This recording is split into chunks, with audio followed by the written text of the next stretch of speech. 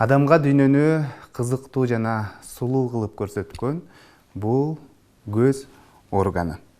Ал керемет органды биз аздектеп сакташыбыз керек. Анткени көз органы эң назик орган деп айтылат. Саламатсыздарбы? Бул Илим Билим каналы. Аны мен Сейит Амираев алып барам. Ардактуу көрүүчүлөр, дал мына ушул бүгүнкү чыгарылышыбыздын темасы боюнча сиздерде кандайдыр бир суроолор жарылса, сөзсүз түрдө байланышка чыксаңыздар болот. Байланышчы телефондор 08 22 код аркылуу 44 87 номери жана ошондой эле WhatsApp номери дагы иштейт 0508 87 88 97 номери. Эске сала кетсем, бүгүн 10 октябрь көз органынын саламаттыгын сактоо күнү. Анда студиянын кадырлуу конокторун мен сиздерге тааныштырып өтсөм. Гүлзара Абдыкеримова, Ош шаардык үй-бүлөлүк дарыгерлер борборунун 3 филиалынын башкы дарыгер, офтальмолог. Жана ошондой эле кийинки коногубуз Айгүл Азизова, Ош областар аралык балдардын клиникалык ооруканасынын көз оорулар бөлүмүнүн башчысы, дарыгер, офтальмолог. Кийинки коногубуз Азамат Сабиров, Кыргызстан улуттук Кызылай коомунун Ош облустук өкүлчүлүгүнүн директору. Жана кийинки коногубуз шаарыбыздын тургуну Асан Дастан. Кылымбү Раимова, Кыргызстан Кызылай коомунун кызматкери. Саламатсыздарбы? Студиябызга кош келипсиздер. Жогоруда айткандай, бүгүнкү чыгарылышыбыздын темасы дал мына ушул күнгө байланыштуу. Көздүн көрүүсү эмнеден улам начарлайт деген теманын алкагында сүйлөшөлү деп чакырып отурабыз. Эң алгач эле айтсаңыздар, ушул балдарда жана чоңдордо ушул көздүн көрүүсү эмнеден улам начарлашы мүмкүн? Гүлзара. Саламатсыздарбы, урматтуу телекөрүүчүлөр.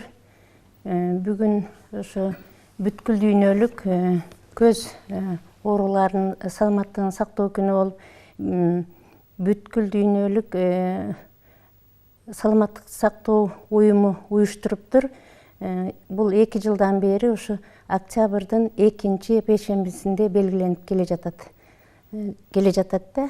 Анан ошо мен кичине эмне себептен ушундай көз оорулардын саламаттыгын сактоо күнү белгиленгенин кичине статистикага таянып айтып коеюн. Бул өтө чоң глобалдуу маселе дүйнө жүзү боюнча. Дүйнө жүзүндө азыркы мезгилде 285 миллион адам ушу көз оорулары менен жабыркайт экен да. Анын 19 миллиону жаш балдар. Ошол ооруган балдардын элдердин 82% 50 жаштан жогорку адамдар болуп эсептелет да, ооруган. Анан 19 миллион киши таптакыр 2 көздөн көрбөй, ошо көзү көрбөйт. Ошондой эле 19 миллион балдардын 1 миллион 400 миң жаш балдар, 14 жашка чейинки балдар ошо көзү көрбөйт. Ошондуктан ошо элдин көзүнүн убагында көрүүсүн сактоо үчүн ушундай күн белгиленип, 2 жылдан бери белгиленип, акциялар өтүп, мынандай элге түшүндүрүү иштерин жүргүзүп, ошо элдин көзүн сактоо болуп эсептелет да. Бул ошо организациянын уюштурганы. Жакшы. Айгүл, сизден баштайбыз. Кийинки суроо, жогоруда берилген суроо, көздүн көрүүсү эмнеден улам начарлашы мүмкүн? Гүлзар эже азыр айтып кеткендей, дүйнө жүзү боюнча 19 миллион балдардын көз көрүүсү начар деп айтты. Бул өтө чоң санда эсептелинет, сан болуп эсептелинет. Балдардын көзү эмне үчүн, көрүүсү эмне үчүн начарлайт? Бала төрөлгөндөн өзүнүн көз органы бул өзүнүн баягы туруктуу деңгээлине жеткен эмес болот. Анын кээ бир өзүнүн бөлүктөрү, булчуңдары өзүнүн нормалдуу бир бөлүгүнө жете элек болуп эсептелет. Алар жашы чоңойгон сайын ошол эме балдардын көрүүсү барган сайын ошол органдын өсүшү, толукталышы, керектүү нерсе заттардын керектелүүсү менен жаш өткөн сайын жашына жараша алда өсүп жетилет. Көз органы 18 жашка чейин өсөт деп айтабыз да. Малындагы кээ бир бөлүктөрү бар, кээ бир балдар өзүнүн 2 жаш, мектепке чейинки 14 жаш деп коебуз ошолор. Анан көз ушундай назик орган, ал деген өзүнүн режими болуш керек. Аны туура жашоого, күндөлүк турмушта караша туура пайдаланып билиш керек ар бир. Балдарга эмнеге?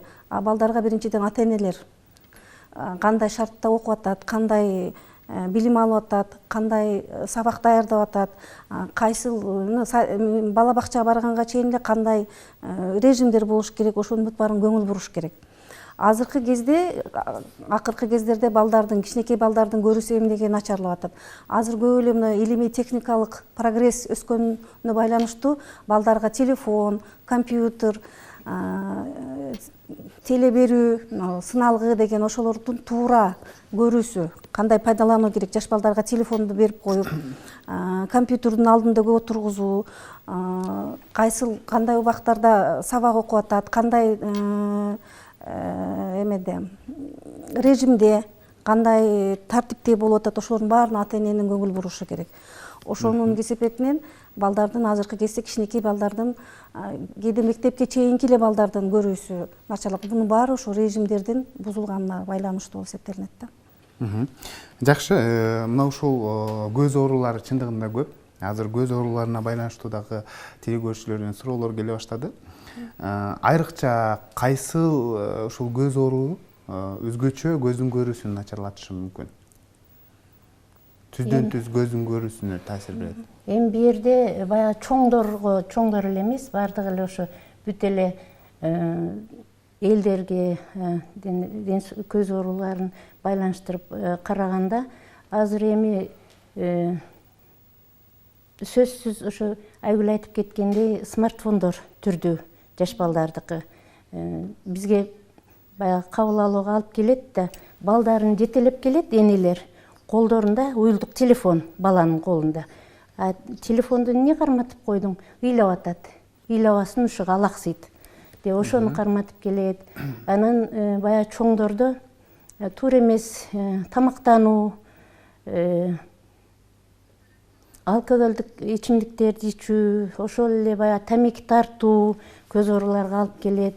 Анан ошо биздин жарандарга мен кайрылып кетет элем, өздөрүнүн ошо кандагы кантты өлчөтүп туруш керек. Холестерин көбөйүп кетсе көз ооруна алып келет.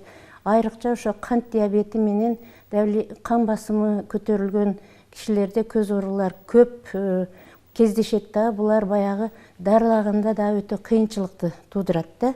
Анан ошо бизде азыр илгери союз маалында жакшы эле сөзсүз түрдө 40 жаштан ашкан жарандар бардыгы кирип көз басымын өлчөтүп турчу эле да. Аны аябай катуу көзөмөлдөчү элек биз дагы. Азыр деле ошондой кылып ар бир ошо жашаган жеринде поликлиникалар бар, ошого кирип врачка чейинки кабинеттер бар, доврачебный кабинет. Ошол жерде 40тан ашкан жарандардын бардыгынын көзүнүн басымын, давлениесин өлчөп, бул эң актуалдуу азыркы мезгилде глаукома деген оору бар, ошонун алдын алуу болуп саналат да. Ошон үчүн келген баягы поликлиникага келген ар бир жаран эле өзү эле кирип, бир жылда бир жолудан ошо көзүнүн давлениесин өлчөтүп, анан көз доктурларга кайрылып, көзүнүн ошо канча курчтугун ошолорду өлчөтүп кетсе дагы бекер ар бир поликлиникада көрүп беришет да. Анан ошо мен дагы жарандарга 40 жаштан ашкандар, 40 жаштан ашкандар сөзсүз көзүнүн давлениеси, басымын өлчөтүп алса жакшы болот эле. Анан ошо сөзсүз жарандарга бул жөп-жөнөкөй эле да, өзүн өзү текшерип туруш керек да, себеби бир көзү секин-секинден начарлаганда байкабай калат да. Ошон үчүн убактысы менен бир көзүн минтип жумуп карап, кайра экинчи көзү менен минтип карап, өзүнүн көзүн текшерип турса жакшы болот эле. Билет да, убагында кайрылып, убагында дарыланып алса, ошо начарлоонун алдын алуу дагы ошол дагы болуп саналат эле. Жакшы, Айгүл айым, кошумчаласаңыз, кайсыл ооруларды санап берсеңиз, мисалы? Кичинекей балдардын арасында эми ар бир үй бүлө түзөрдүн алдында, балалуу болоордун алдында пландаштырыш керек. Ошондо дагы ата эне, биринчи ата эненин ден соолугу сак болсо, ошондон дени сак бала төрөлөт дегендей. Кээ бир көз оорулар биз тукум куулуп энеден балдарга өтүшү мүмкүн да. Ошон үчүн ата эне дагы ушундай баланы пландаштырып атканда медициналык профосмотр деп коебуз, ошолордун баарынан өтсө. Кээ бир ата энеде болгон инфекциялык оорулар ошонун кесепетинен апасынын түйүлдүк кезиндеги бала жаралып атканда, бала көз ооруган түйүлдүктө 3 айдан баштап түзүлөт да. Ошол кезде кандайдыр энесинде инфекциялык оорулар болсо, анда кээ бир тубаса ооруларга алып келиши мүмкүн. Катаракта деген бул көздүн чел кабыгын чел басып калышы, азыр Гүлзар эже айткандай эле глаукома бул көздүн басымынын жогорулашы, тубаса түрдө болуп калышы мүмкүн. Анан дагы көздүн ар түрдүү аномалдык түзүлүп калышы, кабактын, чечекейдин бир нече болуп калышы, же болбосо анын кыйшык болуп калышы, көздүн көрүүсү начарлашы. Например, мисалы биз миопия деп коебуз, көздүн начарлашы, ошондой ооруларга алып келсин. Көздүн кыйшык болуп калышы мүмкүн. Кандайдыр бир көзүнүн алмасы деп коебуз, ошо алманын өспөй калышы, аябай кичинекей болуп калышы, көздүн кабагынын тубаса тунарып калышы, көздүн көрүү нерви болот биздин көздүн артында. Ошол көздүн көрүү нервинин жабырканышы, анын өспөй калышы, атрофия деп коебуз. Ошол атрофия болуп калышы мүмкүн, анын тубаса өспөй калышы мүмкүн. Анан көздүн артындагы ошол чел кабакта ар түрдүү инфекциялык жолдор менен баягы сезгениши ар түрдүү, көздүн артындагы чел кабактын бир канча түрдүн сезгениш түрлөрү, аларды биз хореонефрит болбосо арткы чел кабактын сезгениши деп коебуз, ушундай оорулар алып келиши мүмкүн. Жакшы, бизге теле көрүүчүлөрдөн суроо келген. Саламатсыздарбы? Апам 53 жашта. Катаракта болуп дейт, операция жасатты дейт. Эми көзүнүн көрүүсү дейт мурдагыдай болуп калууна келеби деген суроо калтырган да. Гүлзар айым.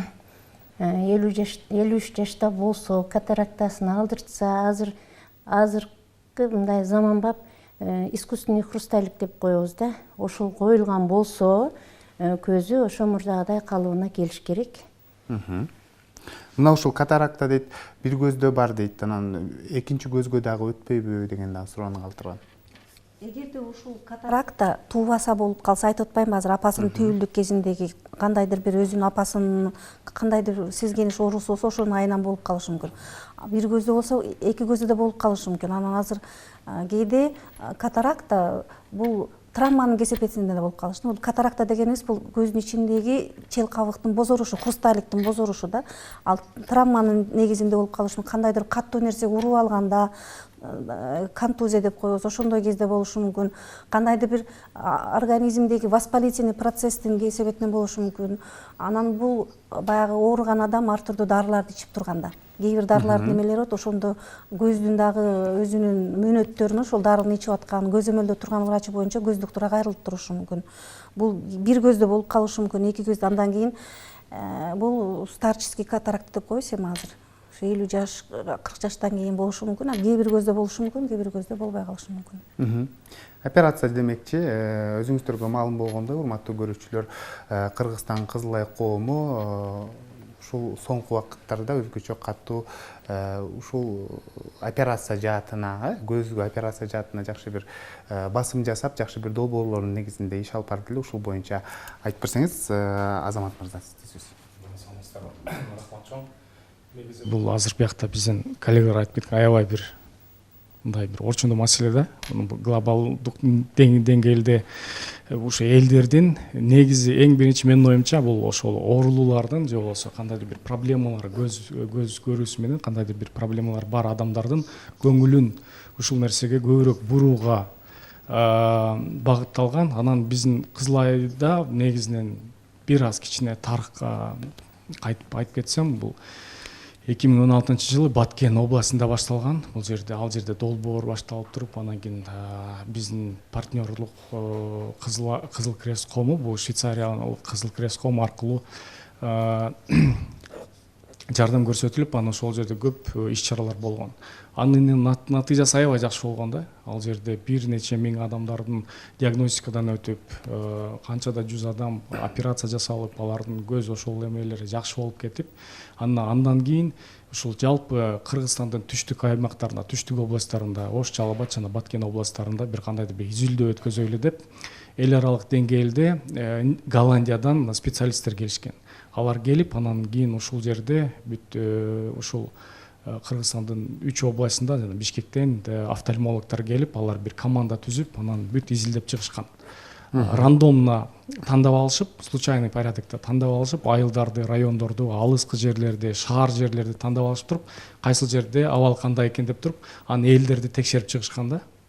2 жума Ош областында жүрүшкөн, 2 жума Жалал Абад, анан Баткен областында, жалпысынан где-то 1 ай чалык ошол тайпа тандап алып, жерлерди, элдердин көздөрүн карап, анан кийин натыйжасында, ошол чоң изилдөөнүн натыйжасында негизинен бизде ушул түштүгүндө азыркы учурда быйыл эмеде жакында эле бир 2 жума мурун Кыргызстан түндүгүндө болуп өттү бул изилдөө. Бирок ошол мезгилде биякта натыйжасында ушу көбүнчөсү элдер баягындай кабыл алышат экен да, көз ооруну. Бул нерсе оорубайт да, көзүң оорубайт, көзүң бир башкача нерсе болбойт, анан буну оору катары кабыл алышпайт экен. Анан бир жагынан ончо деле маани бербеген жери, мен бул каарыдым, мен бул каарылыктын белгиси деп эле ушинтип кабыл алып калышыптыр да. Бирок негизинен бияктан Гүлзаржы айтып кеткендей, баягы 80% ошол канча миллион адамдар болсо, ошол оорунун 80%-ын алдын алса болот экен эле да. Кана убагында көрсөтүп, убагында кандайдыр бир дарылап, же болбосо кандайдыр бир операция кылып неме кылса, алдын алып ошол нерсе ооруну жок кылып койсо болот экен эле. Анан көбүнчөсү ушундай жыйынтык болду, себеби элдер буга көп маани бербейт экен. Экинчиден бул кандайдыр бир мен ушул эми каарыдым болду, эми көзүм көрбөй калат туура эле деп мамиле кабыл алып калат экен. Анан ошонун жыйынтыгында бир долбоорду көбөйтөйлү деп, чоңойтойлу, кеңейтели деп ошо Ош, Жалал Абад областында былтыркы 2018 жылдын 1 сентябрынан баштап бул долбоор ачылган. Андан бери биз ушул мамлекеттик деңгээлдеги партнерлор менен азыркы учурда Ош областы боюнча айтып кетсек, Кара Суу райондук үй бүлөлүк медицина борбору жана ошондой эле өзгөн райондук үй бүлөлүк медицина борборлору менен иштешип атабыз. Ошол эле учурда Ош областтык бириккен клиникалык оорукана менен иштешебиз. Бул жерде район деңгээлинде диагностиканы күчөтүп атабыз. Себеби дегенде мурун диагностика кылыш үчүн элдер бүт райондордон бул жака келе берчикен да. Ош областтык областной больницага мындай айтканда келип, анан бул жерге дагы ошо диагностика көзүм текшерип бергиле. Азыркы учурда эми Кара Суу менен өзгөн район эмнеге тандалып алган? Кара Суу бул Кыргызстандын эң чоң, эң баягындай көп адам жашаган район болгон үчүн эме кылып, нагрузкасы да көп ошондой эле. Анан өзгөн районунда дагы адам саны көп, и плюс транзитный район катары дагы эметип айтылат да. Себеби дегенде Карагулжа району, башка райондор дагы ошол жактан келип көрүнүп, ошондой эме ушулар болот экен. Анан ал жакта диагностикалык жабдыктарды алып бердик. Бул эки үй бүлөлүк дарыгерлер үй бүлөлүк борборуна өзгөн Кара Суу районунда. Ал жерге нагрузка азыр обл больницага азайды да. Ал жакта диагностика кылып атышат, бунун баардыгы бекер, ал определенный немелер кылышып. Анан кийин критерийлер боюнча кээ бир учурларда бекер кылынат, кээ бир учурларда арзаныраак кылынат. Ар кандай. Анан бияка жөнөтүлөт обл больницадан, анан бул жака хирургия, көз микрохирургия бөлүмүнө жабдыктар алынып берилген. Бул жерде дагы уже операциялар эми жасалып жатат азыркы учурда. Негизинен ошол. Бул Кызыл Ай коомунун жүргүзүп жаткан иштери сиздердин жумушуңуздарга бир топ эле жеңилдик алып келатат экен да. Жакшы. Телекөрүүчүлөрдөн да суроо келген, буларда бере кетпесем болбойт. Саламатсыздарбы? Кичинекей кызым дейт, аябай сыналгыны көп көрөт дейт. Анын зыян эмеспи деген суроо калтырыптыр да. Кыскача жооп берсеңиз. Ооба, кичинекей балдар сыналгыны өзүнүн режими боюнча 3-4 метрден аралыкта көрүш керек. Анан кийин аны 1 саатка чейин көрүп, андан бир 15 мүнөт дем алдырыш керек. Ана 2-3 саат көргөнгө болбойт. Себеби көз деген бир эле калыпта, бир эле чекитте карап турган болбойт. Себеби көздүн ичиндеги эмелер ооруп калат. Көздүн ичиндеги бөлүкчөлөр, жипчелер, ошон үчүн убактысы менен көргөткөн жакшы. Айталы 2-3 саат көргөндөн кийин таза абада ойноп келиш керек, анан кайра отуруш керек. Себептен бир күн кечке деле отурган жарандарды кезиктиребиз да. Жада калса жаш балдар деле ошол компьютердин алдында же болбосо сыналгын алдында отурат. Кийинки суроо мындай: саламатсыздарбы? Көздүн аллергиясын кантип жок кылса болот? Мен көзүм дейт жаз келгенде эле кызарып, шишип, ушундай кытышып баштайт дейт. Эч качан 3-4 жыл болду дейт, кандай аракет кылбайын дейт, арыла албай атам деген суроо калтырыптыр да. Эми бул аллергия деген бул дагы азыркы мезгилдин ошо бир актуалдуу проблемаларынын бири болуп эсептелинет да. Анан эми муну аллергия эмне себептен аллергия болуп атат? Айрыкча жазда, күздө ошо баягы чөптөр жаңы чыгып, жыты келип, ошондой болгондо анан күздө чаң саргайып баштаганда аллергияны күчөтөт да. Ошон үчүн эми биз айтат элек, эмнеге аллергия болуп атат? Ошону билишибиз керек дагы. Негизи эле ошо жанагы ультрафиолетовый лучтар бар. Күнгө чыкканда ошо жанагы караңгылатылган көз айнектерди тагып, эгер мүмкүнчүлүк болсо ошо чөп жарлардан алыс болуп, жанагындай аллерген клубника, черешня дегендер бар, балык, ошолорду жегенде семечкалар чакканда да күчөйт да. Ошо аллергия күчөгөн убакта ошондой азыктарды пайдалануудан алысыраак болуп, өзүн этият кылып жүрүш керек да. Чындыгында бул аллергия өнөкөт оору деп айтылат негизинен. Ошол убакытта сөзсүз түрдө ооруну баса турган дары-дармектерди алып, дарыланып туруу бул талапка ылайык болуп эсептелинет. Байланышта көрүүчүбүз бар экен, анда кабыл алып түз эфирге алып чыгабыз. Саламатсызбы? Кош келипсиз. Кандай сурооңуз бар? Урматтуу көрүүчү, биз сизди угуп жатабыз. Сурооңуз болсо берсеңиз болот. Алло. Саламатсызбы? Алло.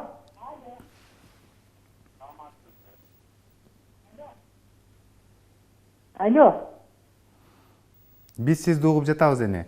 Сурооңуз берсеңиз болот. Бизден байланыштан кетти. Кийинки суроо: саламатсыздарбы? 23 жаштамын дейт. Көзүм алысты көрбөйт дейт. Бул нерсе дейт мектеп учурунда эле башталган дейт. Кара сууда жашаймын. Анан кандай аракет кылбайын дейт, эч калыбына келбей атат. Эмне кылышым керек деген суроо калтырыптыр да.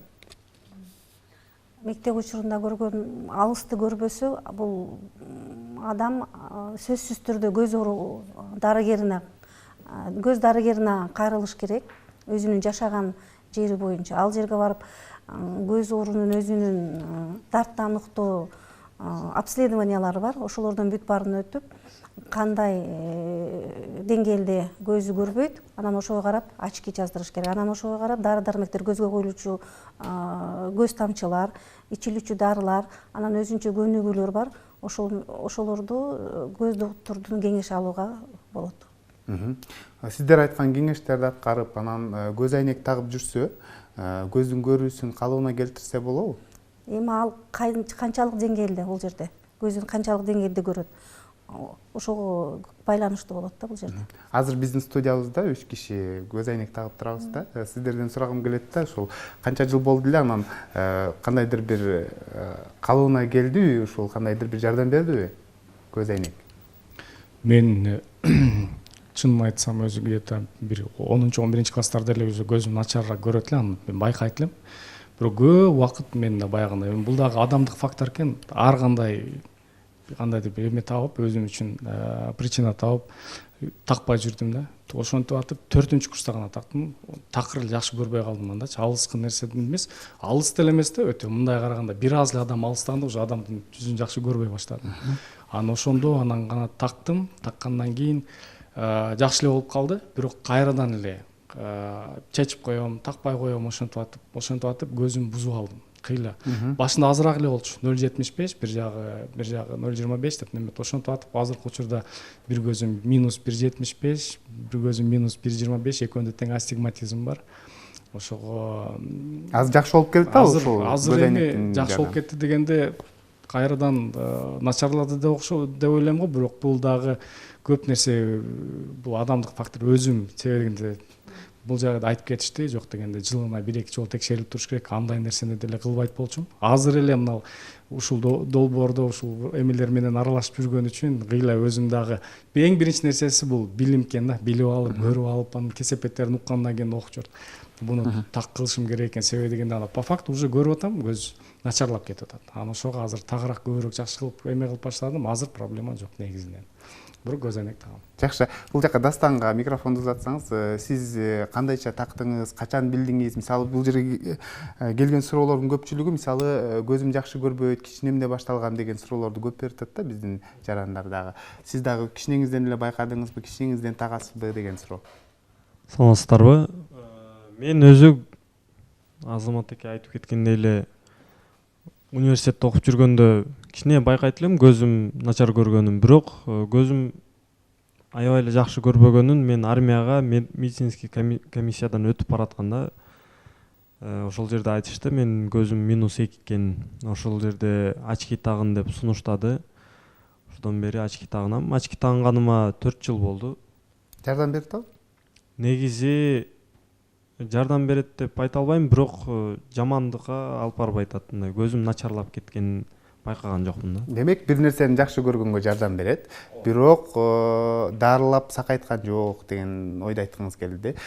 Кайсыл учурда Айгүл айым жана ошондой эле Гүлзар айым, кайсыл учурда биз ушул сиздер айтканды угуп, дайыма көз айнекти тагып, ушундай режим сактап жүрсөк, биз такыр ушул көздүн көрүүсүн 100%га жакшы кыла алабыз деген суроону, мисалы бизди көрүп жаткан көпчүлүк көрүүчүлөр дагы бергиси келсе керек.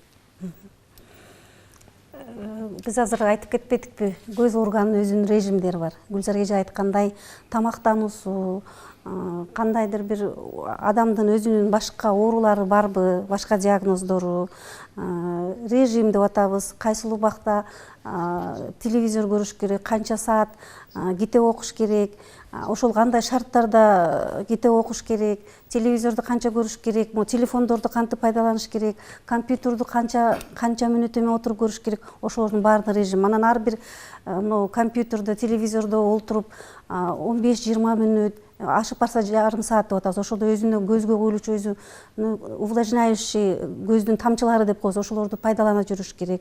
Анан баягы ар бир сезондо аллергический ооруларды алып келип атат деп атпайсызбы? Аллергический сезгенүүлөр. Ошол аллергиялык сезгенүүлөр тоже көздүн бара-бара начарлашына алып келиши мүмкүн.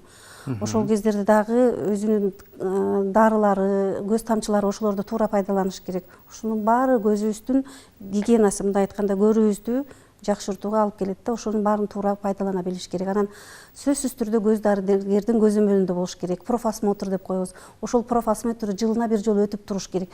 Ата-энелер 2 жаштан, балдар, кээ бир балдар уже 2 жаштан баштап айта баштайт да, көрүп атабы, көрбөй атабы. Ошол 2 жаштан баштап сөзсүз түрдө профосмотр жылына өтүп туруш керек да.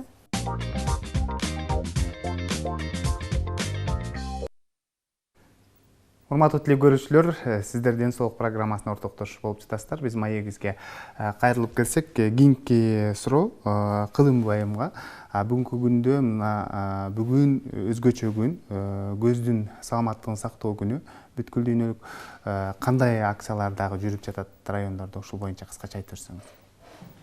Ушул азыр бизге толуктап кеткен долбоордун алкагында көз дарыгерлери айтып кеткен көйгөйлөрдүн алдын алуу үчүн, ар бир элдердин маалыматтуулугун жогорулатуу үчүн, мисалы Ош областынын 7 районунда ар түрдүү мисалы маалымат берүү акциялары өтүп жатат.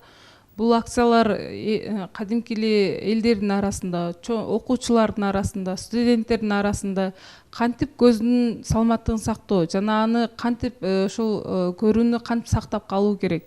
Эжелерибиз айтып кеткендей, жана туура режимди сактоо үчүн аларга үгүттөп маалымат берип жатабыз. Дарыгерлер менен чогуу? Дарыгерлер менен чогуу, райондук дарыгерлер, райондо ошол көз дарыгерлери биз менен чогуу иштешет. Алар менен чогуу алыска айылдарга барып, көздөрүн текшеребиз алардын. Аларда эгерде ошол учурда алгачкы жардам керек болуп калат, ошол алгачкы жардамды көрсөтөбүз көз дарыгерлери менен чогуу биргеликте иштеп келе жатабыз. Элдин кабыл алуусу кандай? элдин кабыл алуусу өтө жакшы. Ушул убакка чейин алардан сезсе болот. Ушул убакка чейин билбеген маалыматтар өтө көп да. Ушул аттен кылган учурлар көп болот. Ушуну алдын алса болмок экен, биз эрте эле кайрылбакпыз депчи. Себеби биринчи алгачкы белгилери кандай болот деп элдин маалыматтуулугу канча жогоруласа, ошончо бизге дарыгерлерге кайрылса, ушул бизге чоң жетишкендик болот эле. Жакшы. Кийинки суроону телекөрүүчүлөрдөн келген суроолорго берсек, кезекти. Саламатсыздарбы? Менин кызым дейт, төрөлгөндө конъюнктивит, көздүн конъюнктивит оорусу менен төрөлгөн дейт. Анан биз көзүнү тазалатабыз деп барып, анан тазалатпай калган элек дейт. Көзүнүн каналдарын ачтырабыз деп дейт. Анан азыр 2 жашка келди дейт, дагы кайталап ушуну чылпактап түйшөлтүп атат. Эмне кылсак болот деген суроо калтырыптыр да. Азыркы учурда бул көздүн өзүнүн тешиктери болот. Көздүн мурдунун четинде үстүңкү астыңкы тешиктер бар болот. Слезной точки деп коебуз, жаш агуучу жолдор. Ошол жаш агуучу жолдордун жабырканышы болушу мүмкүн. Бул эмнеден болушу мүмкүн? Бул көбүнчө мурундун ичинде кандайдыр бир кабылдануусу негизинде болушу мүмкүн. Аны биринчиден көз доктурга кайрылып, өзүнүн керектүү көз тамчылары болот, ошолорду куюш керек. Андан кийин мурун кулак дарыгерине да кайрылып, андан да бир жакшы кеңеш алса, ушул 2 врачтын коштоосунда жардамланса жакшы болмок. Ошондо жакшы натыйжа берет. Кошумча суроо да калтырды. Бул айым негизинен ушул биз ушул көздүн каналын тазалатабыз дегенде дейт, тазаланбай калды дейт да. Кандай эффективдүү болбой калыптыр да булардын кадамычы. Бул эси ошол кезде, эгерде ошол кезде тазаланып калса, ачылып калмак. Анын бул көздүн көрүүсүнө эч кандай зыяны азыркы кезде жок. Азыр деле кайрылып, көз доктурга кайрылып, ошол тешиктерди, түтүкчөлөрдү тазалатып жуудуруп койсо, жакшы натыйжа болот. Жакшы, кийинки суроо. Саламатсыздарбы? Менин кызым дейт, ушул көздүн тамырларына зыян келген деген ушундай диагноз коюлду дейт. Биз кантип дарыласак болот, Кочкордон байланышыбыз деген суроо калтырган да. Мен түшүнүшүм боюнча бул азыр атрофия зрительный нервы болушу мүмкүн. Бул оору менен ооруган балдар сөзсүз түрдө көз дарыгеринде жана невропатологдо көзөмөлдө турушу керек. Өзүнүн дарылары, дармектери болот, ошолордун көзүнүн азыркы кезде деңгээлдеги көп жаткан деңгээлин билип, ошол көздүн андан аркыдагы начарлашына алып келбеш үчүн сөзсүз түрдө көзөмөлдө болуп, өзүнүн 6 ай, 1 жылына 2 жолу же 3 жолу дарыланып турушу зарыл. Саламатсыздарбы? Менин көзүм жакшы көрбөйт дейт, алысты дейт. Анан 3 балам бар дейт. Менин ушундай көзүмдү жакшы көрбөгөндүгү балдарыма да өтүп калуусу мүмкүнбү деген суроо калтырыптыр да. Болушу мүмкүн. Себеби миопия деп атаппайбызбы? Көздүн алысты көрүшү начар болгондо бул миопия деп коебуз. Ошол мунун алып келишинде биринчиден тукум куучулуктун кандайдыр бир проценти таасир этиши мүмкүн. Экинчиден бул ата энесинин сезгенүүсү кандайдыр бир инфекциялык оорулардын алып келиши болушу мүмкүн. Анан эгерде бул ата энесинин ушул көз көрүүсү начарлашы качан болду? Канчалык деңгээлде болуп атат? Ошондо да көз каранды болот. Анан балдарындагы ошо алып барып көз дарыгерине алып барып текшертип туруш керек да. Ошо 3 баласын тең алып барып текшерүүдөн өткөрүп коюш керек. Жакшы, кийинки суроо мындай. Саламатсыздарбы? Менин балам дейт, катуу жаракаттануулам дейт, 2 көзү көрбөй калды дейт баламдын дейт. Анан Турцияга да барганбыз. Турцияга барсак дагы ушул көздүн тамырларына кан уюп калыптыр деп жакшы кыла албайбыз деген экен да. 4 жыл убакыт болду дейт. Балам бирок үмүтүн үзбөй жүрөт. Кантсек биз баламды жакшы кылып алабыз деген суроо калтырыптыр да. Бул көз көрүүнүн зрительный нерв деп коебуз, көз көрүүнүн тамырлары жабыркаган кезде бул необратимый процесс деп коебуз. Эгерде ошондой необратимый процесстер болсо, анда медицина бул жерде жардамсыз. Жакшы, кийинки суроо. Саламатсыздарбы? Менин көзүм дейт 3 күндөн бери кытышып, аябай кызарып ооруп атат дейт. Эмне кылышым керек деген суроо. Көз оору көз доктуруна кайрылсын, жашаган жеринен керектүү дары-дармектерди жазып берет, жакшы болуп калат. 3 күн биздин бул да кайдыгерлигибиз да, 3 күндөн бери ооруса, ошо кайрылбай жүрөт, жүрө берсе күчүп кетет да. Тилекке каршы, эгерде ушинтип жүрө турган болсо, башка үй бүлө мүчөлөрүнө дагы жуктуруп коюшу мүмкүн, Жакшы.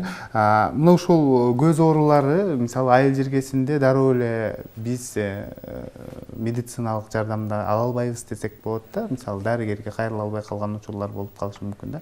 Бул учурда мисалы үй шартында да кандайдыр бир жардамдарды кылсак болобу? Биздин ата-энебиз, чоң элерибиз айтып калат, чайдын чамасына жууса болот, кандайдыр бир пайдасы бар деп айтып калышат да. Ушул боюнча айтып берсеңиздер. Элдик медицина менен. Айгүл айып? Мен ачык эми бул жөнүндө мындай кылыңыздар дегенден алысмын. Азыркы кезде эми кээ бир айылдарда көз уктар жок болуп калса, баарында эле телефон бар, смартфон. Азыр интернетке кирип эме кылып караса, көздүн кандай, кайсы оорулар, кандай белгилер болот, ошолор боюнча маалымат алса болот. Эми бул алдыңкы чел кабактары конъюнктивит деп коет. Жанагы тирсек чыгып калат. Ошол кезде ошо элдик медицинаны колдонуп, чай менен жууп койсо, башка чөптөрдүн бир зыян келтирбеген чөптөрдүн бир отварлары менен жууп койсо болот. Анан аны эми мындай кыл деп айтуудан алыспыз да. Бул деген көз Азектешибиз керек, сакташыбыз керек. Жакшы. Этият кылышыбыз керек да. Кийинки суроо, саламатсыздарбы? Менин кызым 10 жашта дейт. Мындан 2 жыл мурда дейт, көздө кыйшайып дейт, операция болгон дейт да. Бирок ал эффективдүүлүгүн бербеди дейт. Азыр дагы ушул кайрылсак болобу деген суроо калтырыптыр да. Ооба, кайрылса болот. Бул көздүн кыйшайысы косоглазия деп коебуз. Мунун кээ бир операциялардын 2 этаптуу, 3 этаптуу деген түрлөрү бар. Кээде биринчи этапын жасап беребиз, андан кийин экинчи этапы деген барат. Анан көз очки, айнек, көз айнек жасап беребиз. Ошол көз кыйыгынын дарылануусунун бир канча этаптары бар да. Жакшы, демек сиздерге кайрылыш керек. Калган суроолорго сөзсүз түрдө эфирден сырткары жооп бересиздер. Сиздерге рахмат айтабыз. Студиябызга келип жакшы маалыматтарды берип өттүңүздөр. Ишиңиздерде ийгиликтер болсун. Ушун менен Илим жана билим телеканалынын ден соолук программасы өз соңуна келип жетти. Аны мен Сейит Амир Айфалпардын кайрадан эфир аркылуу амандашканча сак саламатта туруңуздар.